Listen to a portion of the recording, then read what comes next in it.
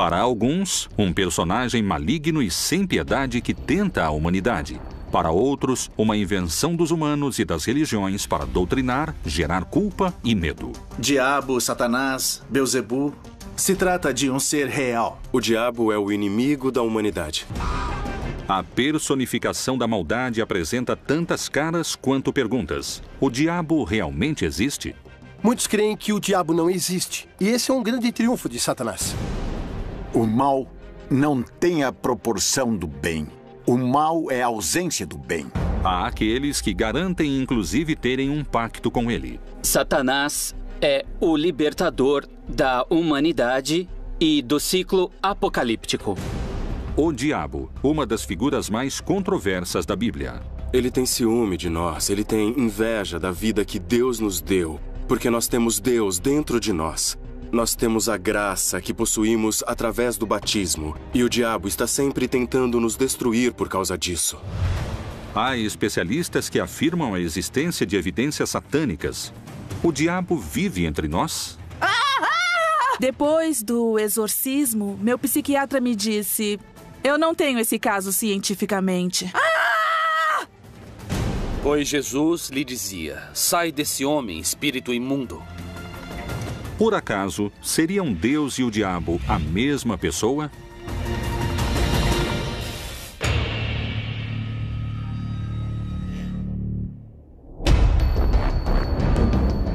O diabo, a personificação do mal, busca o pior do ser humano para conquistá-lo. Será que, ao caírem em tentação, Adão e Eva tenham marcado a história da humanidade, assinalando o pecado em cada um de nós? Há muitos que garantem que, desde então, a luta entre o bem e o mal, entre Deus e o diabo, acontece dentro de cada homem e mulher que habita esta terra. O diabo recebe o nome de pai da mentira mais vezes que o diabo falado por Jesus. Jesus disse que o incrível é que ele perverte a verdade, ou seja, que ele corrompe a verdade. Não é que ele não a reconheça, ele a reconhece e procura corrompê-la. Outra de suas características. O diabo pode viver entre os homens ou dentro dos homens. Será que grande parte da humanidade já se encontra sob seu poder? O diabo, sendo um ser pessoal, pode estabelecer uma relação com alguém. Ele, como ser pessoal, pode estabelecer uma relação com alguém. Um pacto com o demônio é uma decisão tomada por um ser humano livre para associar-se de alguma maneira a Satanás ou a algum espírito, algum demônio, algum espírito negativo. Existem parágrafos na Bíblia que sugerem a existência do diabo. A figura de Satanás na Bíblia hebraica tem a ver com o adversário. É um adversário, o inimigo, que pode aparecer. Pode ser uma pessoa. Tem duas visões na literatura judaica posterior. Uma é uma figura sobre-humana ligada ao demoníaco e com o negativo. E outra interpretação também de Maimônides que diz que Satanás é o anjo da morte e a tendência ao mal do ser humano. Evidentemente, Deus não pode ignorar a possibilidade de que a liberdade incluiria uma oposição à sua vontade. Alguns textos bíblicos são muito precisos com respeito à menção do diabo. Chegando o dia que os filhos de Deus vieram apresentar-se perante o Senhor, veio também Satanás entre eles. O Senhor perguntou a Satanás: de onde vens? E Satanás respondeu ao Senhor: de rodear a terra e de passear por ela. Colômbia, Bogotá. O colombiano Sebastián Santeiros Villarreal se apresenta como bruxo, feiticeiro e afirma ter realizado pactos com o diabo. É santeiro, espiritualista, feiticeiro e trabalha com magia negra vodú. Para servir a Satanás, você não precisa ter fé. Para servir a Deus, você precisa ter fé. E a fé não tem argumentos dialéticos porque simplesmente se crê ou não se crê. Com Satanás, não. Porque quando você pede a Satanás, tudo o que se pede a Satanás ele te dá. Para fazer um grande ritual para Satanás, eu acendo uma vela vermelha, que significa a luz que o mesmo nos transmite. No altar, temos uma das colaboradoras ou colaboradores dele, porque é um anjo que é a Santa Morte. ela trabalha para Deus e trabalha para Satanás. Se Deus lhe dá uma ordem, ela cumpre. E se Satanás lhe dá uma ordem, ela cumpre. Tenho que ter os ornamentos ou hábitos correspondentes. E a água? A água eu jogo por todo o altar porque é uma simbologia, é limpeza. Então eu faço uma oração que eu leio na Bíblia satânica. Eu invoco a presença de Satanás, invoco a presença de alguns de seus servidores em espírito. E em algumas ocasiões eu o vejo ou ele me incorpora. Depois de cair em transe, eu volto ao normal e começo a executar durante a semana aquilo que ele me ordenou. E não se discute, se cumpre. Como existe a possibilidade de estabelecer uma relação com o ser humano, podemos nos abrir para estabelecermos um contato com Satanás. É triste, é dramático, é incrível, mas é possível. O diabo é invocado de diferentes maneiras, segundo a situação. Se uma pessoa está em perigo, ela pode invocá-lo. Se uma pessoa está contente, o invoca. Se está em um momento de agonia, o invoca. Se quiser fazer um pacto com Satanás, se quiser fazer um pacto com o que chamam de maligno, ele a escuta e vem ao seu socorro. Eu creio que o satanismo está te desviando do assunto. Por que adorar a Deus indiretamente se pode adorá-lo diretamente? Não é necessário ir pela via negativa. Posso ir pela via positiva. Deus é misericórdia, compaixão, bondade. Por isso eu não preciso adorar o lado escuro disso.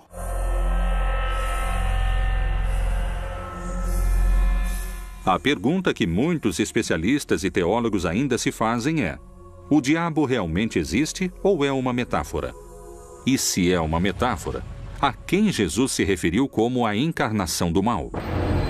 No livro de Jó chama Satanás, ou diabo, que quer dizer o adversário, o enganador, e é entendido na interpretação, sobretudo dos padres da igreja cristã, como um arcanjo que fora criado de maneira perfeita, um arcanjo iluminado que, apesar disso, assim como Adão o faria, deixa de amar a Deus por amar mais a si mesmo, caindo no orgulho e na rebeldia, e dessa maneira se separando de Deus. Na Bíblia vemos uma mensagem de Jesus: não te acuses a ti mesmo. Não nos esqueçamos que aquele que se acusa em hebraico se diz Satanás. Ele é o acusador. E quando a pessoa se acusa como pecador, está fazendo às vezes de Satanás consigo mesma. Ou quando condena os demais e vive dizendo isso é ruim, isso está ruim, isso é péssimo, está fazendo às vezes de Satanás, ainda que traga a Bíblia numa mão ou use uma batina. Satanás nos acusa para Deus e essa é a função de Satanás, o acusador. Então me parece que é por uma questão literária, se utiliza inclusive para criar medo dentro da população e é uma ferramenta para que dentro da religião dirijam também toda uma comunidade. O Evangelho de Marcos é muito claro quando fala dos demônios, depois vai apresentando quais são os demônios. Há um demônio fundamental. Qual é o demônio mais importante que se opõe à construção do reino de Deus? É o Império Romano. E perguntou-lhe: qual é o teu nome? Respondeu-lhe ele: Legião é o meu nome, porque somos muitos. Marcos escreve sobre um endemoniado, ou seja, possuído pelo demônio, ou seja, possuído pelo império. Agora vão saber por que digo isso, tá certo? Ele quer se unir e rompe todas as ligações. E Jesus lhe pergunta: qual é o seu nome? E ele diz: meu nome é Legião. E a legião é a unidade de combate do exército romano.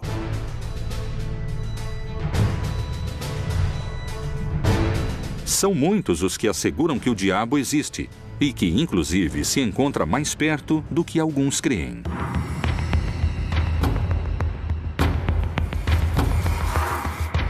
Na Bíblia temos aproximadamente uns 8 casos de exorcismo que tinham uma característica em comum, que os diferenciava de outros tipos de possessão demoníaca e exorcismo que ocorriam no Mediterrâneo. O contexto no qual aparecem os exorcismos na Bíblia tem uma clara conotação social e política. se considera possuído pelo diabo todo objeto, pessoa ou lugar que se encontra infestado em princípio. O ritual do exorcismo consiste em invocações, em ladainhas feitas ao sangue de Jesus, em alguns casos, em algumas tradições religiosas, feitas aos santos, outras feitas em invocações e conjuro aos anjos e arcanjos. Imediatamente começam as orações de imprecação, que devem ser feitas necessariamente por um ministro ordenado, ou seja, as orações de expulsão do demônio. A condição do exorcista depois do trabalho é de muito cansaço e esgotamento. O desgaste físico é muito grande, o compromisso emocional que ele assume durante o trabalho sempre leva, é claro, ao grande consolo do verdadeiro exorcista Jesus Cristo, que lhe empresta a voz e lhe empresta também os gestos, o corpo, mas é ele quem enfrenta a batalha. De que forma secreta a Bíblia menciona essa batalha?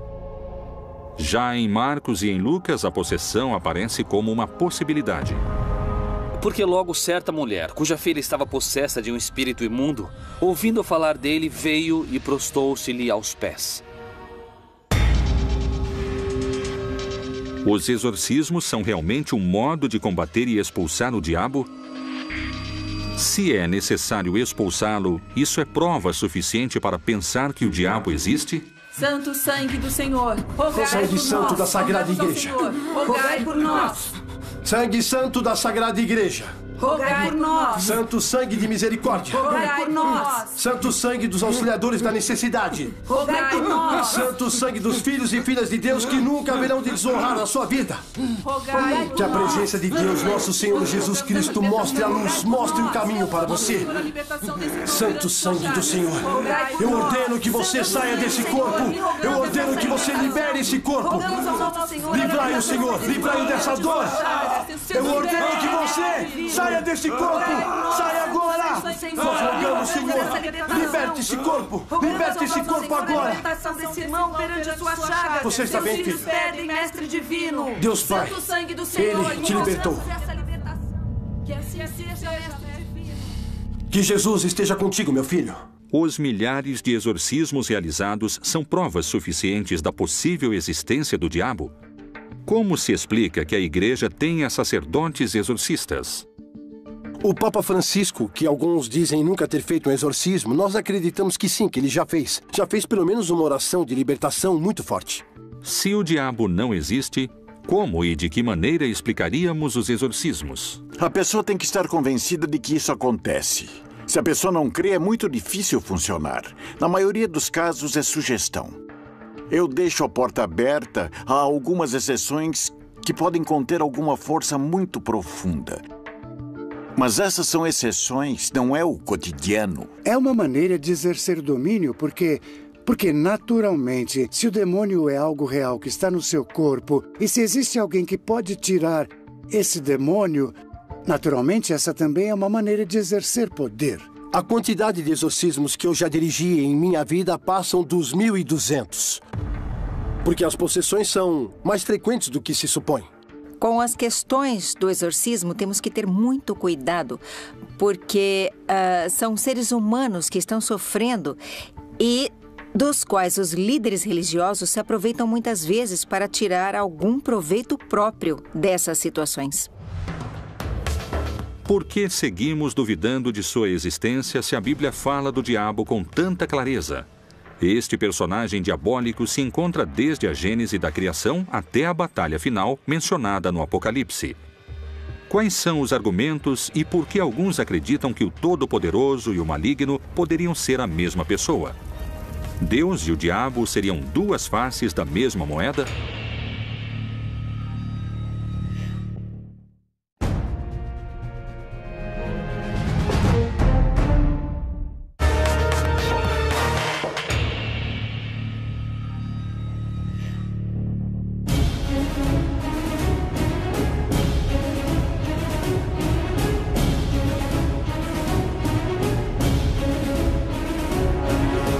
Há milênios, duas opiniões se enfrentam.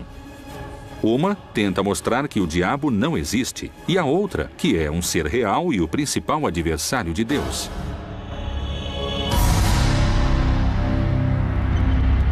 Mas, além dessas duas opiniões, há um terceiro grupo que discorda de ambos e abre um novo debate. Ele sustenta a teoria de que Deus e o diabo são dois lados que respondem a um mesmo interesse. No Antigo Testamento, acredita-se que de Deus vinha a ira e a bondade. Os teólogos têm muitos problemas em traduzir a Bíblia, esse texto, porque ele diz que o espírito mau vem de Deus. Ora, o espírito do Senhor retirou-se de Saul, e o atormentava um espírito maligno da parte do Senhor. O Deus da Bíblia não é um Deus bom, é um Deus mau. E é um Deus que nos dá muito medo, ao qual temos que de alguma forma obedecer e prestar culto. Porque ele tem todo o poder, porque pode nos causar mal, porque pode nos mandar seu anjo caído, Satanás, não é? Tem se falado muito dessa diferença entre Deus, ou da possível diferença entre o Deus do Antigo Testamento e o Deus do Novo Testamento. Em geral, de forma muito esquemática, se diz que o Deus do Antigo Testamento está muito preocupado com a justiça. Por isso, é preciso agir de forma violenta para que se faça justiça. O Deus do Novo Testamento está mais preocupado com o amor e por isso não ocorrem esse tipo de ações. A mesma Bíblia, entre suas páginas e histórias, nos brinda com vários exemplos de extrema crueldade.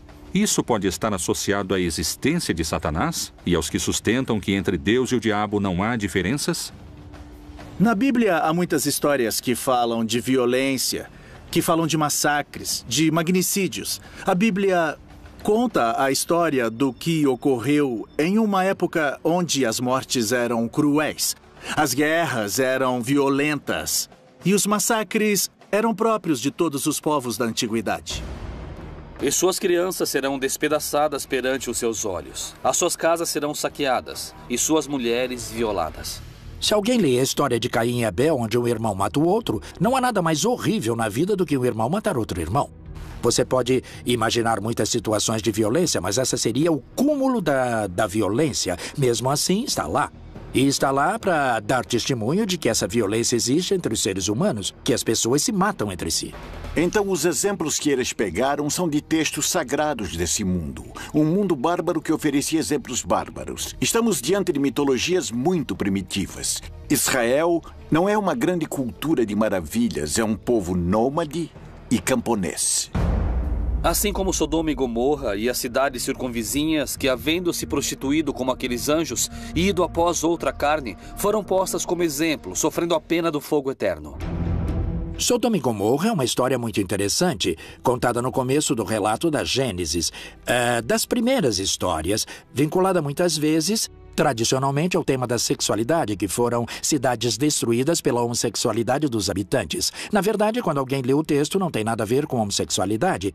É uma condenação pela falta de hospitalidade. A hospitalidade era uma lei fundamental na antiguidade, especialmente porque as pessoas iam de um lugar para o outro nessa faixa de caminho desértico e se alguém não o recebia, você realmente corria risco de vida. Então estes povos rompem com essa lei sagrada. Não acolhem aos anjos como hóspedes.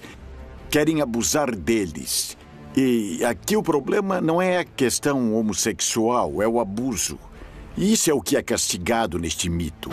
São castigados com fogo, chuva de enxofre e fogo sobre esses povos que são destruídos, aniquilados da face da terra. O enxofre, o fogo, é a destruição. É voltar para a estaca zero, para o nada. Se aniquila, o povo volta e volta a surgir a vida. Muito tempo depois dessas histórias foi assimilada a questão do inferno, por exemplo, que não tem nada a ver, não se fala do inferno na Bíblia, mas ele é assimilado dessa forma. Será que Deus pode ter tido essas condutas malignas que parecem pertencer ao universo do diabo? Há aqueles que creem que essa mesma Bíblia é uma criação mais ligada ao mal do que a um Deus como nós pensamos hoje. Marcião de Sinop escreveu um cânon dos textos que hoje conhecemos como a Bíblia. Ele ocultou no recorte que fez uma concepção especial do diabo. Marcião é um gnóstico cristão que considerava que o Deus que criou o mundo material e que fez ao homem e aos povos da terra tem que ser um Deus malvado, precisamente porque a matéria está identificada com o mal. Bom, na verdade, a apresentação do movimento das luzes e sombras no texto bíblico já a encontramos em Gênesis, que no princípio havia a escuridão e que a primeira ação de Deus na criação foi dizer que haja luz. Essa luz atravessa as trevas, atravessa a escuridão. Está dizendo que, na verdade, a luz que veio ao mundo era Jesus, mas os homens preferiram ou elegeram as trevas em vez da luz, porque a luz, de alguma maneira, colocava em evidência as suas obras, as quais eles queriam ocultar. Mas, para alguns dos crentes mais fiéis, essas teorias não são mais do que uma prova de que o diabo está entre nós. Nos dias de hoje, nós podemos pensar no hedonismo, na busca pelo prazer completo e total. Isso tudo sem visar a transcendência, a vida, a verdade tomada como útil. Tudo isso são tentações do diabo, presentes não somente no privado e particular, mas também na vida pública. Porque a influência pública do diabo quer que se demore o nosso, o nosso caminho rumo à fraternidade, rumo à união entre os seres humanos. Quando um batizado tem em si a marca de Cristo e vive ou tenta viver em graça, não pode ser invadido pela força que se opõe a Cristo. Cristo já venceu o demônio. Então, a princípio, somente uma pessoa não batizada pode estabelecer uma relação pessoal com o demônio. Vamos começar agora. Paula esteve internada pelos últimos 10 anos de sua vida com o diagnóstico de esquizofrenia. Eu escutava vozes e via coisas, sabe? As vozes me diziam o tempo todo, mate-se, corte-se. Pelo sangue de Jesus eu te liberto! Eu ordeno que deixe esse corpo agora! Pelo sangue de Jesus! Eu tinha um rosário, sabe? Que eles dão no hospital. E com o rosário da cruz, sabe? Com a parte de baixo, que é feita de plástico, é que eu me cortava com esse plástico. Busca o Senhor! Bom, depois eu via muitas sombras e sempre via homens. A possessão diabólica não tem nada a ver com a bondade ou maldade moral. Quer dizer, o endemoniado é uma pessoa enferma. Muitos creem que o diabo não existe, e esse é um grande triunfo de Satanás, então temos muitíssimo trabalho. Será que realmente o diabo está entre nós e não sabemos? Será que Deus e o diabo são uma mesma criação? Estaremos vivendo 7 anos de tribulações que antecedem o Apocalipse? E se estiverem recrutando cada vez mais soldados para essa batalha final de que alguns denominam o exército do diabo?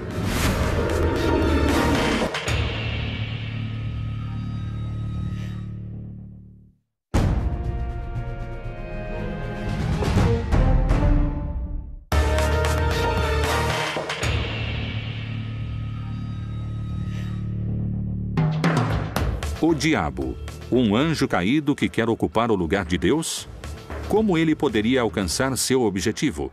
Quais são as evidências e posturas que asseguram que o diabo teria criado seu próprio exército? Eu acredito que o diabo somos nós mesmos. O diabo é a maldade que encarna na gente. O diabo é uma configuração que pode ter expressões muito claras, um personagem nefasto da humanidade. O diabo engloba muitos. Não se trata de um só, já que são muitos, milhares de milhares, visto que era um arcanjo, um anjo superior, que seria Lúcifer com todos os seus seguidores que acabaram condenados. Alguns levam sua teoria mais além e creem que o diabo preparou um exército e está escondido esperando o começo dessa batalha final.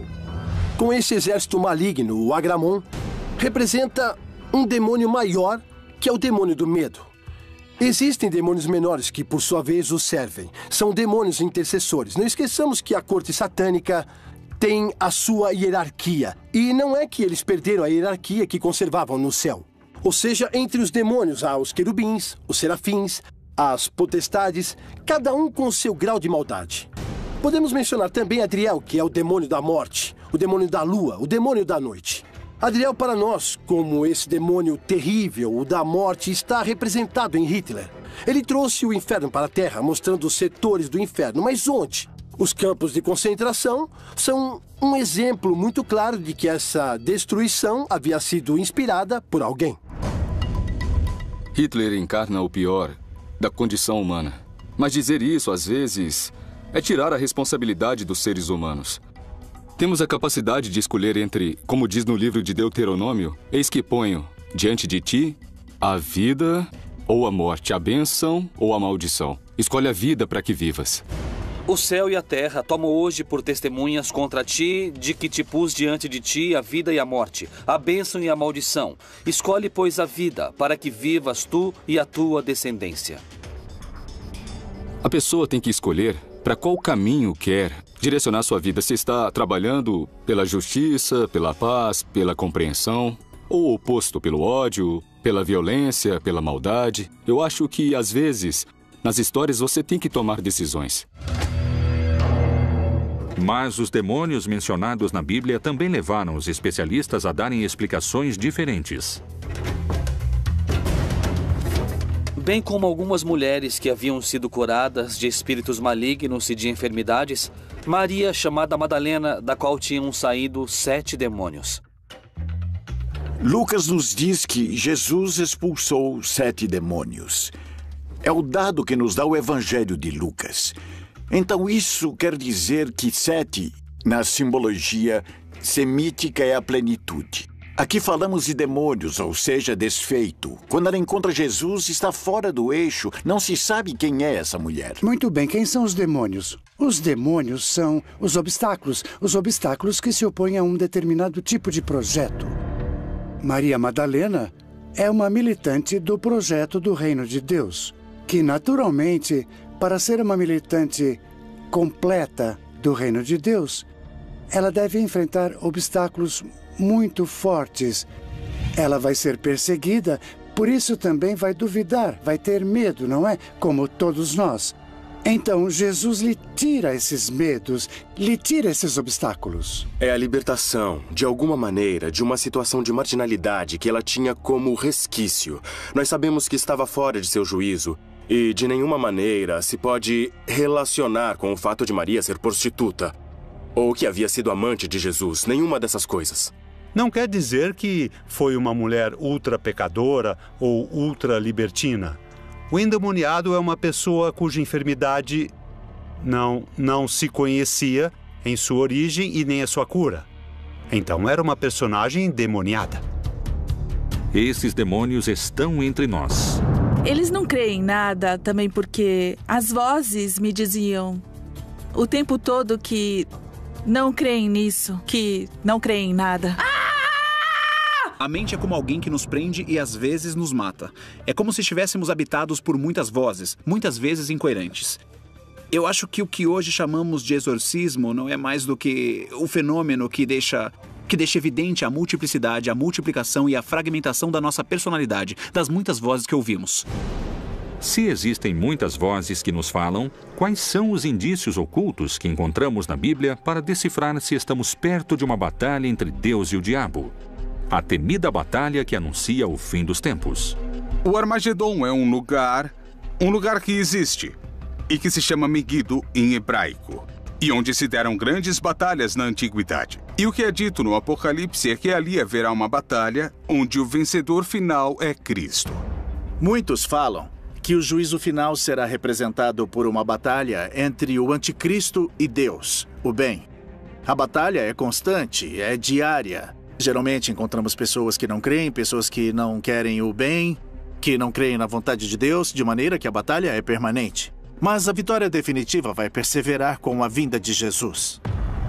Nesse tempo, muitos hão de se escandalizar e trair-se uns aos outros, e mutuamente se odiarão. Bom, existe uma batalha e um confronto permanente. O final não é bem no sentido de último, mas final no sentido daquilo que dá significado e sentido às coisas. O juízo que Deus estabelece contra alguns, e que não é uma batalha, ainda que se ache anunciado em todo o Apocalipse uma batalha dos maus, digamos, de Satanás e de seu exército contra Deus, na verdade essa batalha não existe porque Deus não precisa lutar. Mas para que exista uma batalha, deve necessariamente existir 2 grupos. E como alguns creem serem os que chegaram para salvar a humanidade, estão os que creem terem vindo para destruí-la. Satanás aparece na Bíblia com vários nomes e com várias imagens. Nós o conhecemos desde a serpente que aparece em Gênesis, até com os seus outros nomes, o diabo, o demônio, Satanás, Beelzebu. Todas essas seriam indicações de um mesmo personagem, do pai da mentira. A luta entre o bem e o mal, entre a tentação e a obediência, entre o pecado e a salvação, é tão antiga quanto a própria vida. Como e desde quando se constrói essa figura do diabo? Por que o mal e o diabólico respondem a tantos nomes?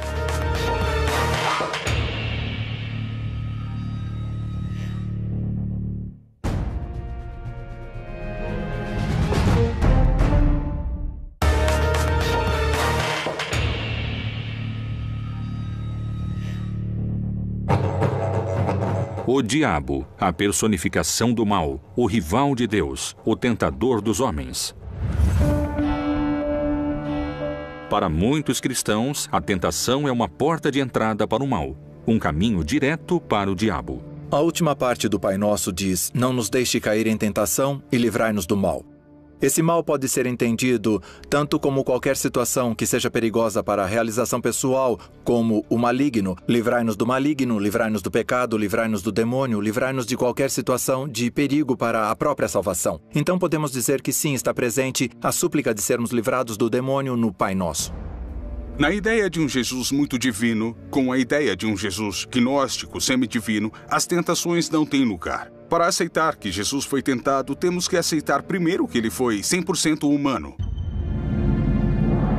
Portanto, a passagem veio a ser interpretada como as tentações que Jesus enfrentou ao longo de sua vida, mas no terreno onde se dão as tentações, que é na mente.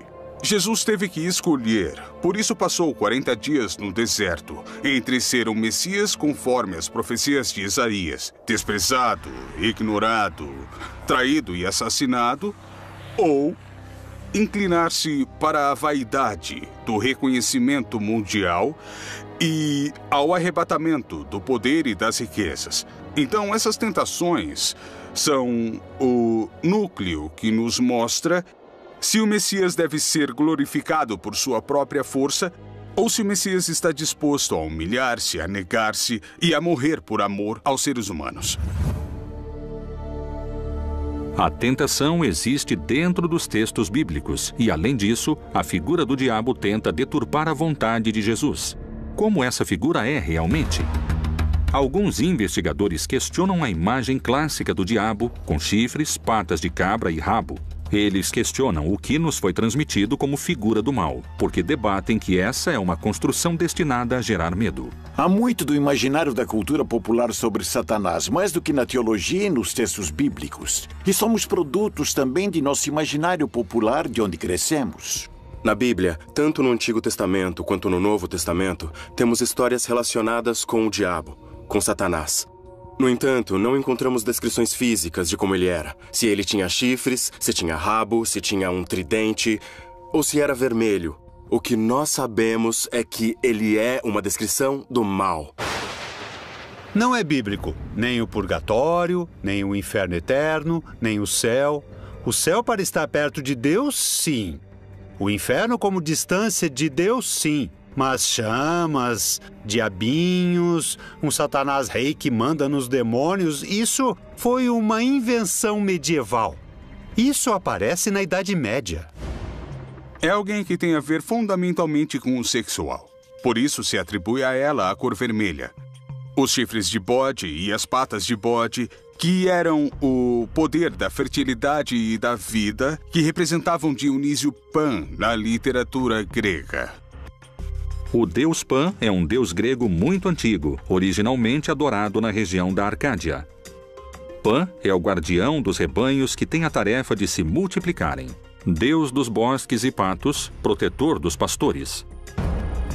É um produto da casualidade que na Idade Média tenham imposto essa caracterização impressionante e terrível do demônio? Ou talvez haja um mistério importante em torno da figura do diabo esperando para ser desvendado? Em algum momento da história, para tornar visível a presença do mal, os autores, os pintores, usaram como origem uma imagem grotesca, com chifres, com rabo, negro, com fogo, para descrever o mal. Mas isso não significa que o diabo não existe. O diabo ter sido caricaturado na Idade Média, ou que seu conceito fora utilizado para infundir o medo, não quer dizer que ele não exista. A figura do diabo no cristianismo funciona como um grande ordenador moral. Ou seja, o que está mal está do lado do diabo e faz parte do pecado. A figura do diabo cristão chega efetivamente à América Latina com a chegada dos espanhóis, porque antes as culturas ameríndias usavam outras figuras que encarnavam o mal. Mesmo assim, esse mal não era um mal tão absoluto e nem tão separado do bem como é o diabo cristão, que é uma das características do pensamento do catolicismo, onde aparece o mal de um lado e o bem do outro. Um único personagem, ainda que, segundo os crentes da Bíblia, seja mencionado de muitas maneiras. Ele recebe o nome de Satanás, Diabo, Lúcifer, Belzebu, Melian, Antiga Serpente, Anjo Caído, Anjo Destronado, o Anjo do Tempo. Mas houve outros nomes. No tempo de Isaías, recebeu um nome. No tempo de Jesus de Nazaré, era o Devorador. No tempo de Josué, era o Destruidor. Eles sempre insultaram Satanás de diferentes maneiras. No Novo Testamento, sim, Jesus e o apóstolo Paulo o mencionam, mas como um adversário, como aquele que está contra o projeto de Deus. Não tanto como uma figura a qual você tem que escolher entre um e outro, porque popularmente se transformou em uma figura. De um lado eu tenho Deus e do outro Satanás. Eu tenho que escolher como se escolhe um time de futebol. Mas não é assim. Não é assim que nós lemos nos relatos bíblicos. A soberania de Deus não se discute, mas existe um personagem, uma maldade que se concentra nesse personagem chamado Satanás, que aparece como símbolo de tudo que se opõe a Deus. Respondeu-lhes ele: eu via Satanás como o raio cair do céu. Especialistas no estudo da Bíblia dão conta de que, em outras passagens do livro sagrado, os nomes que o maligno recebe não têm uma conotação única e nem tão direta. Diabo, Satanás, Lúcifer, todos têm a ver com o seguinte: num projeto como o projeto do Reino de Deus, você tem que enfrentar os obstáculos, e esses obstáculos são denominados com determinados símbolos, não é? Um dos símbolos mais importantes é o de Satanás. Essa poderia ser uma manobra e modo de agir do diabo para ganhar tempo e adeptos à sua figura? O Evangelho de João registra que Jesus o descreveu como um ladrão que trabalha entre os demais que não se dão conta que ele está lá. O trabalho do diabo tem que passar despercebido. Na visão religiosa judaica, só há uma divindade, não há duas: Jeová. E Jeová é o autor do bem e do mal, da saúde e da enfermidade, da alegria e da tristeza. Em outras religiões há deuses do bem e deuses do mal. Qual é o verdadeiro significado da palavra diabo? Havia alguns anjos caídos que não queriam ser anjos. Queriam ser mais do que anjos. E apareceu esse anjo que seria o diabo. Como a ideia é unir, diabo é separar. Daí vem diabo, de diabolo, o que separa. Muitas correntes de pensamento se perguntam se realmente o conceito não é um engano em si mesmo. A resposta a essa teoria poderia mudar o conceito fundamental que a religião tem sobre o bem e o mal. Para muitos sacerdotes e para a principal autoridade da Igreja, o diabo existe em muitas de suas mensagens, e o Papa faz alusões à sua presença entre nós aqui na Terra. Onde o diabo vive? Será que Satanás está perto de nós?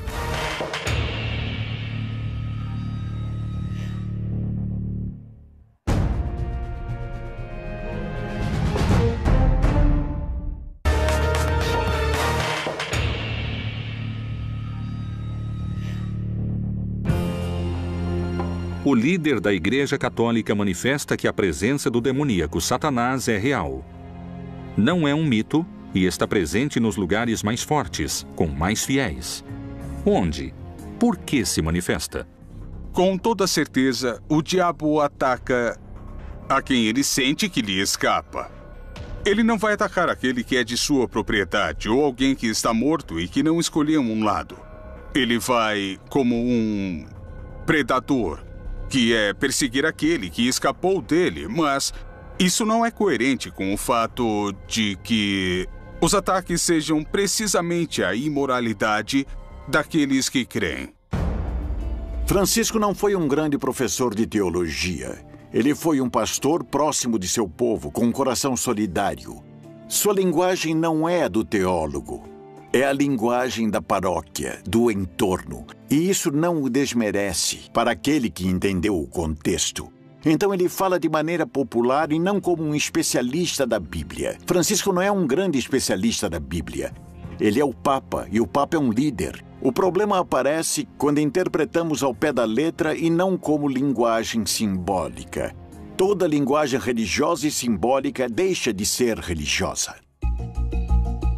O líder da igreja também apontou o filho do diabo, o anticristo, na corrupção e no dinheiro. No livro do Apocalipse, capítulo 12, uma visão se apresenta a João, que é de uma mulher que resplandece como o sol e um dragão de 7 cabeças que a persegue. Viu-se também outro sinal no céu. Eis um grande dragão vermelho, que tinha 7 cabeças e 10 chifres, e sobre as suas cabeças 7 diademas.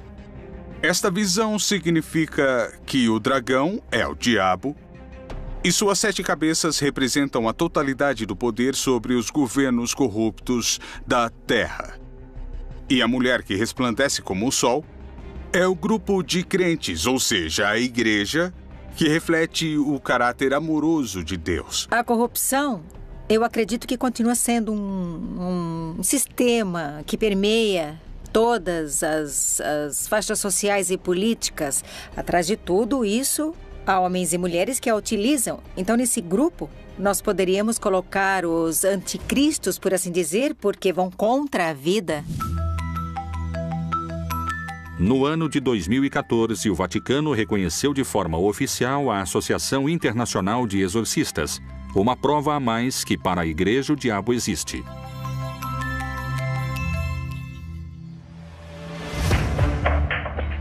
O diabo, para alguns, é uma presença maligna.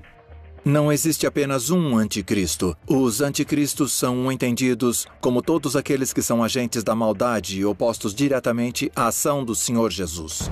Para outros, é o mesmo Deus. Satanás é a divindade, a contraparte do suposto Deus bom. Para os céticos, o sócio de Deus.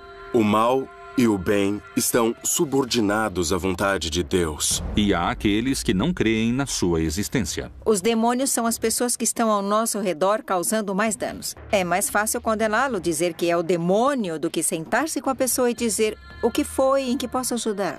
O diabo é um instrumento para que o homem possa, enquanto está na história, decidir se quer amar ou não quer amar. Mas Deus é todo-poderoso e o diabo, para ele, não representa nenhum inimigo real.